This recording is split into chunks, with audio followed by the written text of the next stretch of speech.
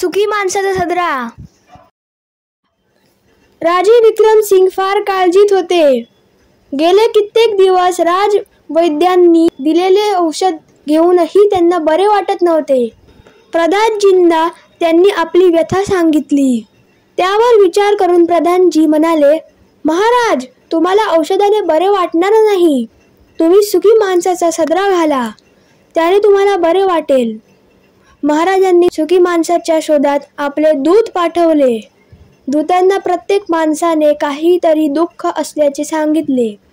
अखेर ते रानात गेले. तेथे त्यांना एक लाकडे तोडताना दिसला. दूतांनी त्याला विचारले, काय रे, तू सुखी आहेस का? तेव्हा तो लाकूडतोड्या म्हणाला, माझ्यासारखं दुसरा कोणी माणूस सुखी नाही. हे ऐकताच दूतांना फार आनंद झाला आणि त्यांनी त्याचा सदरा मागितला. पाहतात तर काय, त्याच्या अंगात सदरा नव्हता. दूत निराश होऊन परतले. महाराजांना त्यांनी सारी हकीकत सांगितली.